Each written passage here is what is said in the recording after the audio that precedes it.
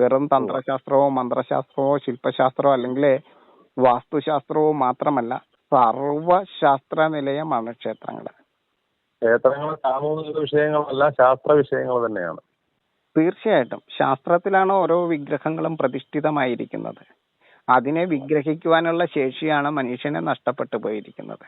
വിഗ്രഹം ഇപ്പൊ ക്ഷേത്രങ്ങളെ സാമൂഹിക പ്രശ്നങ്ങളാക്കിയിട്ട് സാമൂഹികവൽക്കരണം നടന്നുകൊണ്ടിരിക്കുന്നു എല്ലാം. അതായത് അക്ഷരങ്ങളെ പോലെ തന്നെയാണ്, കാണുന്ന മാത്രയിൽ തന്നെ അക്ഷികളിലേക്ക് ആവാഹിച്ച് വിഗ്രഹിച്ച് അർത്ഥത്തെ ഗ്രഹിക്കുന്നതിനും ഗ്രഹിപ്പിക്കുന്നതിനും ശേഷി നമുക്കുണ്ടാവണം. അക്ഷികൾ കാണുന്ന മാത്രയിൽ നമ്മൾ അക്ഷരങ്ങളെ എങ്ങനെയാണോ മനസ്സിലാക്കുന്നത്, അർത്ഥമാക്കുന്നത്, പദങ്ങളെ എങ്ങനെ മനസ്സിലാക്കുന്നതോ അതുപോലെ തന്നെയാണ് ആദ്യത്തെ അക്ഷരം തന്നെയാണ് ഈ വിഗ്രഹങ്ങൾ എന്ന് പറയുന്നത്. ഇത് കലാകാരന്റെ ഭാവനയല്ല, ശാസ്ത്ര ഭാവനയാണ്. അങ്ങ് ഉദാഹരണം പറഞ്ഞപ്പോൾ വളരെ വ്യക്തമായി മനസ്സിലായി. കാരണം കാണുന്ന മാത്രയിൽ മനസ്സിലാകുന്നത് പോലെയാണ് ക്ഷേത്രങ്ങളുടെ സങ്കല്പം. ഓരോ വിഗ്രഹങ്ങളും ശിവൻ 5 വിരലും ഉയർത്തി നമ്മൾ കൈമുദ്ര, അതായത് കൈത്തലം കാണിച്ചിരിക്കുകയാണ്. ഞാൻ പഞ്ചഭൂതമാണെന്ന് പറഞ്ഞിരിക്കുകയാണ്. ശാസ്താവിലേക്ക് വരുമ്പോൾ 2 വിരലും മടക്കിയാണ് വെച്ചിരിക്കുന്നത്. അത് ചിന്മുദ്രയല്ല, ചിന്മുദ്രയുടെ ഓപ്പോസിറ്റുള്ള പ്രതിഭാസമാണത്. അവിടെ മണ്ണ്, ജലം, വായു ഇത്രയും മാത്രമേ ഉള്ളൂ. മറ്റേ അഗ്നിയും ആകാശവും മടക്കി വെച്ചിരിക്കുക. അപ്പൊ ഈ എല്ലാത്തിനും മുദ്രയുണ്ട്. അതേസമയം കൈ മേലോട്ട് ആണ് ആ മുദ്ര വെച്ചിരിക്കുന്നതെങ്കിൽ അത് ചിന്മുദ്രയാണ്. കമഴ്ത്തി വെച്ചാൽ ചിന്മുദ്രയല്ല. അഗ്നിയെയും ആകാശത്തെയും രജോ ഗുണത്തെ ഡിസ്കണക്ട് ചെയ്തിരിക്കുന്നതാണ്. അതുകൊണ്ടാണ് സ്ത്രീകൾക്കും പുരുഷന്മാർക്കും ഒരേ സമയത്ത് പ്രവേശനം സാധ്യമല്ലാത്തത്. രജസ്വലകളായിട്ടുള്ള സ്ത്രീകൾക്ക് പ്രവേശനമില്ലാത്തത് ഇലക്ട്രോണിന് അവിടെ പ്രാധാന്യമില്ല. ഇലക്ട്രോൺ ഡിസ്കണക്ട് ചെയ്തിരിക്കുകയാണ്. സത്വഗുണവും തമോ ഗുണവും മാത്രമാണ് മഹാവൃക്ഷ പ്രകൃതിയെ സംരക്ഷിക്കാൻ അവിടെ ആവശ്യമുള്ളൂ. മണ്ണിന്റേതാണ് തമോ ഗുണം, വൃക്ഷത്തിൻ്റെതാണ് സത്വഗുണം. അതായത് പ്രോട്ടോണിനും, ശരിക്കും പറഞ്ഞാൽ മോഡേൺ സയൻസിലേക്ക് വന്നാൽ പ്രോട്ടോണിനും ന്യൂട്രോണിനും മാത്രമേ അവിടെ ശരിക്കും പറഞ്ഞാൽ, അതായത് ശൈവശക്തിക്കും ജൈവശക്തിക്കും മാത്രമാണ് അവിടെ സ്ഥാനമുള്ളൂ. കാരണം ശബരിമലയുടെ ഒരു രഹസ്യം എന്ന് പറഞ്ഞാൽ ജീവ കുംഭ സംഭവ സ്ഥാനാണത്. ജീവനെ ജനിപ്പിക്കുന്നിടാണ്. അതിന് കുറച്ചും കൂടെ അപ്പുറത്തേക്ക് പോയി കഴിഞ്ഞാൽ പശ്ചിമഘട്ടത്തിന്റെ മൂലാധാരം എന്ന് പറയുന്ന അഗസ്ത്യകൂടം എന്ന് പറയുന്ന ബീജകുംഭ സംഭവസ്ഥാനാണ്. ഇത് ജീവകുംഭ സംഭവസ്ഥാനാണ്. ഒരു ചെറിയ ശബരിമലയെ കുറിച്ചാണല്ലോ അങ്ങനെ പറഞ്ഞത്. ഒരു ചെറിയ സംശയം. അവിടെ ഈ ശിവനും വിഷ്ണുവും ലയിച്ചിട്ടാണല്ലോ അവിടെ ജീവൻ ഉണ്ടായിരിക്കുന്നത്, അയ്യപ്പൻ അല്ലെങ്കിൽ ശാസ്താവ്. അതെ. അപ്പൊ അവിടെ അപ്പൊ അങ്ങ് പറഞ്ഞു വന്ന ആ ശാസ്ത്ര സത്യത്തിലേക്ക് തന്നെ വരികയാണല്ലോ. അതെ, അവിടെ പാർവതിയെ ആ ശബരിപീഠത്തിൽ മാളികപ്പുറത്തമ്മയായി പ്രതിഷ്ഠിച്ചിരുത്തണമെങ്കിൽ, ലോകമാതാവാണ്, ദേവമാതാവാണ് മാളികപ്പുറത്തമ്മ. ദേവലോകമാതാവായിരിക്കുന്ന മാളികപ്പുറത്തമ്മയെ ആ ശബരിപീഠത്തിൽ ഈ ദ്രാവിഡ ദേശത്തെ സൃഷ്ടിക്കുന്നതിന് വേണ്ടിയിട്ട്, എങ്ങനെയുള്ള ദ്രാവിഡ ദേശം എന്ന് പറഞ്ഞാൽ ദിവ്യദ്രവ്യമായിരിക്കുന്ന ദ്രാവിഡ ദേശത്തെ പ്രതിഷ്ഠിച്ച് ഉറപ്പിക്കണമെങ്കിൽ, ആ മാളികപ്പുറത്തമ്മ അവിടെ ഇരിക്കണമെങ്കിൽ അവിടെ എന്താണ് ആവശ്യമുള്ളത്? സസ്യലോകത്തിന്റെ ആ ഗുണവും സത്വഗുണവും മണ്ണിന്റെയും ജലത്തെയും ചേർത്ത് വെക്കുന്ന തമോ ഗുണവും മാത്രമാണ് അവിടെ ആവശ്യമുള്ളൂ. രജോ ഗുണം ഡിസ്കണക്ട് ചെയ്തിരിക്കുകയാണ്. അതായത് രജോ ഗുണത്തെ ഡിസ്കണക്ട് ചെയ്തിരിക്കുന്നു. എന്തിനു വേണ്ടിയിട്ട്? മഹാവൃക്ഷ പ്രകൃതിയാൽ ആ പർവ്വതത്തിന്റെ ഹൈറ്റ് ഉയർത്തുവാനായിട്ട്, ആ മേഘവീതിയിലേക്ക് മഹാവൃക്ഷ പ്രകൃതിയുടെ ഹൈറ്റ് ഉയർത്തി മഴയെ പെയ്യിക്കുന്ന ശാസ്ത്രവിധിക്ക് വേണ്ടിയിട്ടാണ് ആ ക്ഷേത്രവിധി. അപ്പൊ അതിനു വേണ്ടിയിട്ട് അവിടെ രജോ ഗുണം ആവശ്യമില്ല, സത്വഗുണമാണ് ആവശ്യമുള്ളൂ. സാത്വിക ഭാവമാണ് അവിടെ ആവശ്യം. അപ്പൊ ഈ രജോ ഗുണവും സാത്വിക ഗുണവും ഒന്ന് വിസ്തരിക്കാമോ? അതായത് തമോ ഗുണം എന്ന് പറഞ്ഞാൽ മണ്ണിന്റെയും ജലവും ചേർന്നുണ്ടാകുന്നതാണ്. താമസം എന്ന് പറയുന്ന ഗുണം മണ്ണിന്റേതും താമസി എന്ന് പറയുന്ന ഗുണം ജലത്തിൻ്റെതുമാണ്. ആ 2 ഗുണവും ചേരുമ്പോഴാണ്, അതായത് താമസത്തിന് കാരണമായിരിക്കുന്ന ഗുണമാണ് മണ്ണിന്, അതിൽ താമസിയായിരിക്കുന്നത് ജലമാണ്. അത് 2 കൂടുമ്പോഴാണ് പ്രോട്ടോൺ എന്ന് പറയുന്ന കണത്തിന്, അതായത് ശൈവ കണത്തിന് തമോ ഗുണം. ഇരുളിനെ സൃഷ്ടിക്കുവാൻ, ആകാശത്തിന്റെ ഗുണത്തെയും സൃഷ്ടിക്കുവാൻ, അഗ്നിയെ മറച്ച ആകാശത്തിന്റെ ഗുണത്തെയും സൃഷ്ടിക്കുവാൻ കഴിയുന്ന തമോ ഗുണം അത് പ്രോട്ടോണിന്റേതാണ്, ഈ ശൈവ കണത്തിൻ്റെതാണ്. ഇരുളിനെ സൃഷ്ടിക്കുവാൻ കഴിയുന്ന ഗുണം മണ്ണിനും ജലത്തിനും മാത്രമേ ഉള്ളൂ. നമ്മളുടെ ബോഡിക്ക് ഷാഡോനെ സൃഷ്ടിക്കാൻ പറ്റും. സ്ഥൂല കണമാണ്, അതുകൊണ്ടാണ്. സത്വഗുണം എന്ന് പറഞ്ഞാൽ സസ്യലോകത്തിൻ്റെതാണ്.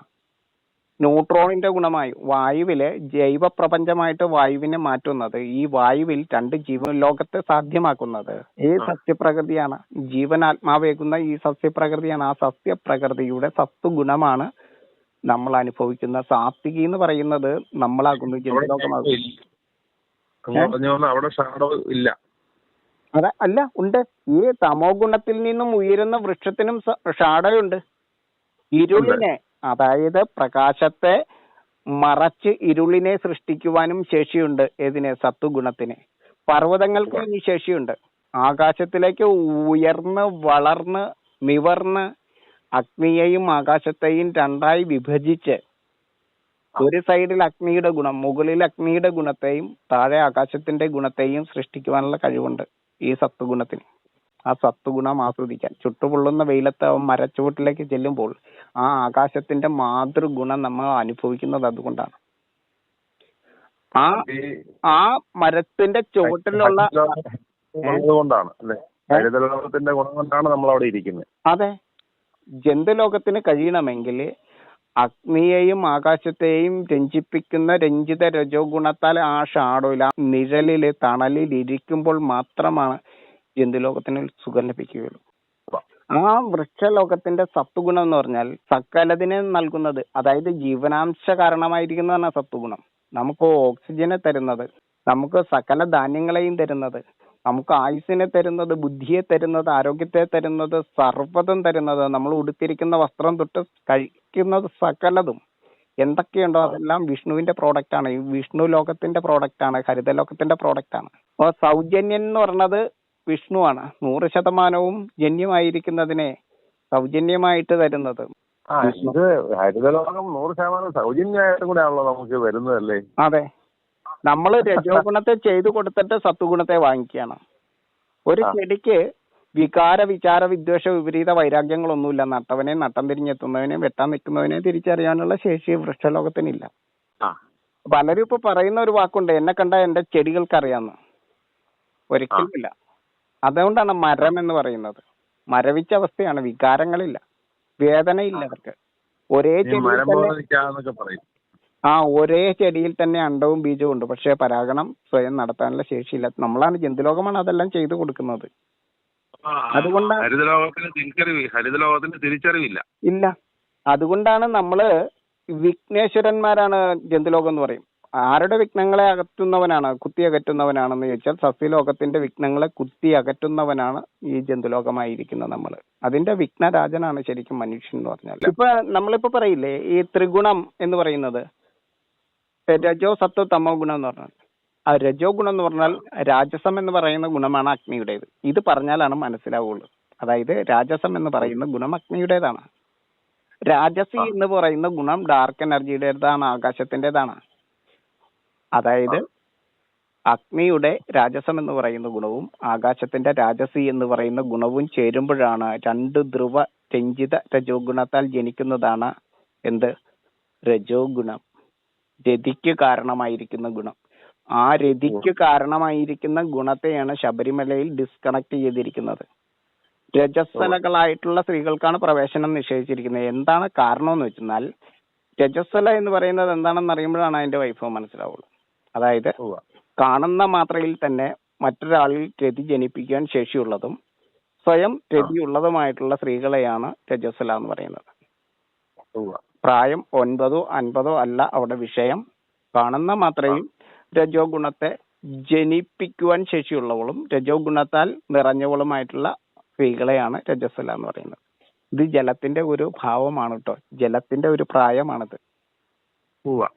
ഇത് ശാസ്ത്ര വിഷയത്തിലേക്ക് വരുമ്പോഴാണ് രോഹിണി കുമാരി എന്നൊക്കെ പറയുന്നത്, രജസ്വല എന്നൊക്കെ പറയുന്നത് എന്താണെന്ന് പറയുമ്പോഴാണ് ഇതിന്റെ ശാസ്ത്ര കൗതുകം പുറത്തു വരുള്ളൂ.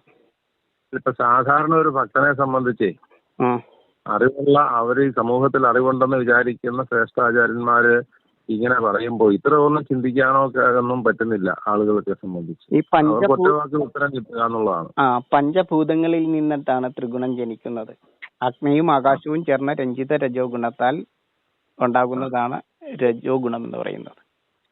മണ്ണും ജലവും ചേർന്ന ആ വൈഭവത്താൽ ജനിക്കുന്നതാണ് തമോ ഗുണം, തമസിനെ സൃഷ്ടിക്കുവാനുള്ള ഗുണം.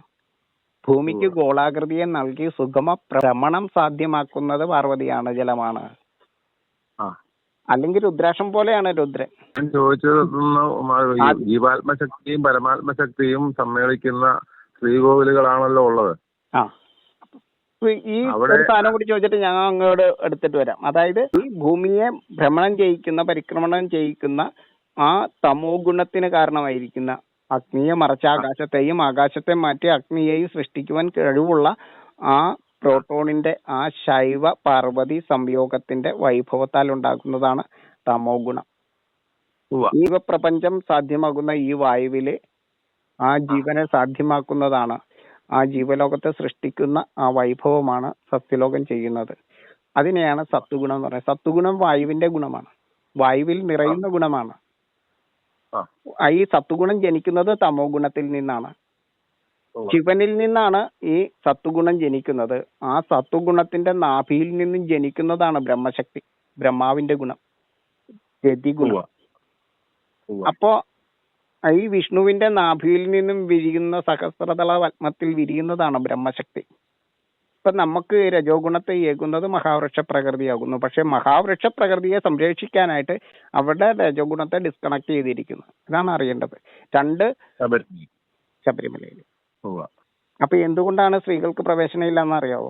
മഹാവൃക്ഷ പ്രകൃതിക്കൊപ്പം ചേരേണ്ടത് ജീവാത്മശക്തിയായിരിക്കുന്ന പുരുഷനാകുന്നു. കാരണം മഹാവൃക്ഷ പ്രകൃതിക്കൊപ്പം ചേരുകയാണ്. അപ്പൊ അവിടെ പുരുഷനാണ് സ്ഥാനം ശബരിമലയിൽ. മനസ്സിലായോ? ഇപ്പൊ മറ്റുള്ള ആളുകൾക്കും ഒപ്പം ചേരാം. എങ്ങനെ? പരമാത്മ ചൈതന്യമായിരിക്കുന്നവർക്കും ചേരാം. പക്ഷെ രജസ്വലകൾക്ക് പറ്റില്ല എന്ന് പറയും. കാരണം രജോ ഗുണത്തെ ഡിസ്കണക്ട് ചെയ്തിരിക്കുകയാണ്. അതാണ് അതിന്റെ അയ്യപ്പന്റെ ആ മുദ്രയെ തന്നെ കാണിക്കുന്നുണ്ടല്ലോ. അതെ, ഇതാണ് ഇതിന്റെ സത്യമായിട്ടുള്ള കാര്യം. അപ്പോ ക്ഷേത്രങ്ങളിൽ, ഗർഭഗ്രഹങ്ങളോട് കൂടിയിട്ടുള്ള ക്ഷേത്രങ്ങളിൽ ത്രിഗണ വൈഭവമായിരിക്കുന്ന ത്രികാല പൂജകൾ നടക്കുന്ന, ഋതുസംക്രമ പൂജകൾ നടക്കുന്ന, ഋതുക്കളെ ഗർഭത്തിൽ ധരിക്കുന്ന ഗർഭഗ്രഹങ്ങളോട് കൂടിയിട്ടുള്ള ക്ഷേത്രങ്ങളിൽ ജീവാത്മശക്തിയായിരിക്കുന്ന പുരുഷൻ ഒരേ സമയം തന്നെ പരമാത്മ ചൈതന്യവുമാണ്. അങ്ങനെയായിട്ടുള്ള പുരുഷൻ ശൈവശക്തിയുമാണ്. അതുകൊണ്ട് അങ്ങനെയുള്ള ജ്ഞാനികളായിട്ടുള്ള പുരുഷന്മാർ ചെല്ലുമ്പോൾ ശിരസോ മുഖമോ ഹൃദയസ്ഥാനമോ പാദമോ മറയ്ക്കുവാൻ പാടില്ല. പരമാത്മ ചൈതന്യമായിരിക്കുന്ന സ്ത്രീകൾ ശിരസ് മറയ്ക്കുവാൻ പാടില്ല, മുഖമോ മറയ്ക്കുവാൻ പാടില്ല. ശൈവശക്തിയായിരിക്കുന്നതിനാൽ, പാർവതി വൈഭവമായിരിക്കുന്നതിനാൽ പാദങ്ങളും നഗ്നമായിരിക്കണം, ശുദ്ധമായിരിക്കണം. ശരീരം ശുദ്ധമായിരിക്കണം, ആത്മാവ് ശുദ്ധമായിരിക്കണം, മനസ്സ് ശുദ്ധമായിരിക്കണം. ഇപ്പോൾ ഒരു ചെറിയ കാര്യങ്ങൾ സംശയം നിവൃത്തി. ഗർഭഗൃഹമായിട്ടുള്ള ക്ഷേത്രം ശ്രീകോവിൽ മാത്രമല്ലേ അത് ബാധിക്കുന്നുള്ളൂ? പുറത്ത് ചിത്തമ്പലത്തിൽ അത് ബാധിക്കുന്നില്ലല്ലോ. ഗർഭഗൃഹം എന്ന് പറയുന്ന ശ്രീകോവിലാണ്. ഗർഭഗൃഹത്തിൽ പ്രദക്ഷിണം വെക്കണമെങ്കിൽ ഇത് പാലിക്കണം. അമ്പലത്തിനകത്ത് പ്രദക്ഷിണ വീതി എന്ന് പറയുന്ന ഇന്ദ്രഗുണമുള്ളവരാണ് പ്രദക്ഷിണം ചെയ്യുന്നത്. ഈശാനകോണില് മണ്ണിന് സ്ഥാനം, അഗ്നികോണിൽ അഗ്നിക്ക് സ്ഥാനം, കന്നിക്കോണില് ആകാശത്തിന് സ്ഥാനം, വായുകോണിൽ വായുവിന് സ്ഥാനം. ജലം എവിടെയാണെന്ന് ചോദിക്കില്ല. 4 ഭൂതങ്ങൾ, 4 ചതുഷ്ക കോണിൽ ചതുഷ്ക ഭൂതങ്ങൾ. 5ാമത്തെ ഭൂതമായിരിക്കുന്ന ജലം എവിടെയാണെന്ന് ചോദിക്കില്ലേ? ജലമില്ലല്ലോ അവിടെ. ഇല്ല. ആ ജലം നീയാവുന്നു. ആ ജലത്തിന്റെ മായയായിരിക്കുന്ന മനുഷ്യന്റെ പ്രദക്ഷിണമാണ്, ഇന്ദ്രഗുണത്തോട് കൂടിയിട്ടുള്ള ആ മനുഷ്യന്റെ പ്രദക്ഷിണമാണ് ക്ഷേത്രത്തിൽ നടക്കേണ്ടത്. അതാണ് പ്രദക്ഷിണ വീതി. ആ ജലത്തിന്റെ മായയായിരിക്കുന്ന നമ്മളാണ് അവിടെ പ്രദക്ഷിണം ചെയ്യുന്നത്. ആ 4 ഭൂതങ്ങളാൽ 4 വൈഭവങ്ങൾ ജനിക്കുന്നുണ്ട് 4 ദിക്കിലും. ഇന്ദ്രഗുണം കിഴക്ക്, യമഗുണം തെക്ക്, വരുണഗുണം പടിഞ്ഞാറ്, കുബേരഗുണം വടക്ക്. ഇങ്ങനെ 8 പീഠങ്ങളിലാണ് അവിടെ നിൽക്കുന്നത്. അഷ്ടദിക്പാലകരാൽ ഒരു ദേശത്തെ അഷ്ടബന്ധത്താൽ ബന്ധിച്ചുറപ്പിച്ച് ശാസ്ത്രത്തിൽ പ്രതിഷ്ഠിതമായിരിക്കുന്ന സർവശാസ്ത്ര നിലയമായിരിക്കുന്ന ക്ഷേത്രങ്ങളിൽ മൂന്നാം കണ്ണ് തുറന്നാൽ മാത്രം കാണാൻ പറ്റുന്ന കുറെ കാഴ്ചകളുണ്ട്. ആ കാഴ്ചകളിലേക്ക് ഇറങ്ങി ചെല്ലണമെങ്കിൽ പ്രണവവേദം എന്ന് പറയുന്ന, അതായത് ശരിക്കും പറഞ്ഞാൽ പ്രണവവേദം എന്ന് പറഞ്ഞാൽ പ്രാണന്റെ പ്രയാണത്തിലുണ്ടാകുന്ന മുഴുവൻ അറിവുകളെയും കൂടി ചേർത്ത് വെക്കണം. അപ്പോഴാണ് പ്രേത സിദ്ധാന്തം എന്താണ്, ശ്രീരാമൻ മിഥിലയിൽ അവതരിപ്പിച്ച സിദ്ധാന്തം എന്താണ് എന്ന് മനസ്സിലാവുള്ളൂ. ആ ശ്രീരാമ സിദ്ധാന്തമാണ് ലോകത്തെ മനനവേഗത്താൽ മാറ്റിമറിച്ചത്. അത് മനനവേഗത്തിൽ മാറ്റിമറിച്ച സമയത്തിന് ശേഷം ഈ നമ്മുടെ ആചാര്യനായിട്ടുള്ള അല്ലെങ്കിൽ ശബരിമല മഹാക്ഷേത്രങ്ങൾ പ്രതിഷ്ഠിച്ചിട്ടുള്ള പരശുരാമന് പോലും അതിനകത്ത് വലിയ പങ്കുണ്ടല്ലോ. അങ്ങനെയാണല്ലോ അദ്ദേഹം അവതാരാകുന്നത്. പ്രേത സിദ്ധാന്തത്തെ ശ്രീരാമൻ അവതരിപ്പിച്ചപ്പോൾ അത് സൂക്ഷ്മമായി പഠിക്കുകയും ഗവേഷണം നടത്തുകയും അത് പ്രവൃത്തി പദത്തിൽ കാണിച്ചു വിജയിപ്പിക്കുകയും ചെയ്ത് ക്ഷേത്രഭൂമികളെ സൃഷ്ടിക്കുകയും ചെയ്ത മനുഷ്യനാണ് പരശുരാമൻ. അവിടെയാണ് സിദ്ധാന്തത്തിന്റെ അവതരണത്തില് വലിയ പങ്കാണ് പരശുരാമൻ അവതാരത്തിനുള്ളത്. അതെ, അങ്ങനെയാണ് 21 വട്ടം ഭൂർലോകം ക്ഷത്രിയ നിഗ്രഹം നടത്തി ആനന്ദിച്ച ഒരു മനുഷ്യൻ അവതാരമാകുന്നത് ശ്രീരാമ സിദ്ധാന്തത്തിന്റെ വൈഭവമാണ്. ദേശത്തെ ചിട്ടപ്പെടുത്തി ആ ശ്രീധർമ്മശാസ്ത്രത്തിലെ നഷ്ടപ്പെടാതിരിക്കാൻ ദേവസ്വവും ബ്രഹ്മസ്വവും പറഞ്ഞ് തിരിച്ച് ഈ ക്ഷേത്രഭൂമിയൊക്കെ സൃഷ്ടിച്ചത് അദ്ദേഹത്തിന്റെ കഴിവാണ്, അദ്ദേഹത്തിന്റെ ഗ്രാഹ്യമാണ്, ശ്രീരാമനോടുള്ള ഭക്തിയാണ്. അപ്പോ വേറൊരു കാര്യം കൂടെ ഉണ്ട്. ഈ ഇടയ്ക്ക് പോലെ തോന്നുക, നമ്മുടെ ശ്രേഷ്ഠന്മാര് പല പ്രഭാഷണങ്ങളിലും പ്രസംഗങ്ങളിലും ഒക്കെ നമ്മുടെ ക്ഷേത്രങ്ങളുടെ മാക്സിമം 3000 വരെ കണക്കാക്കിക്കോ, അതിനപ്പുറത്തേക്ക് ക്ഷേത്രങ്ങള് ഉണ്ടായിട്ടില്ല, അതിന് മുമ്പ് ഉണ്ടായിട്ടില്ല എന്ന് പറയുന്നു. അതിനോടൊന്നും പറയാനില്ല, ഒന്നും പറയാനില്ല. അതെന്നാന്നറിയോ, ഒരു യുഗ ദൈർഘ്യം എന്ന് പറഞ്ഞാൽ ഒരു യുഗത്തിന്റെ അളവ് 4,32,100 കലിയുഗത്തിന്റെ ദൈർഘ്യം ഒരു യുഗ ദൈർഘ്യമാണ് 4,32,100. 5,126 വർഷമേ ആയിട്ടുള്ളൂ കലിയുഗം സ്റ്റാർട്ട് ചെയ്തിട്ട്. 2 കലിയുഗ ദൈർഘ്യം കൂടുന്നതാണ് ദ്വാപരയുഗം. അപ്പോ 8,64,200 വർഷം. ആ ദ്വാപരയുഗത്തിന് മുമ്പാണ് ത്രേതായുഗം.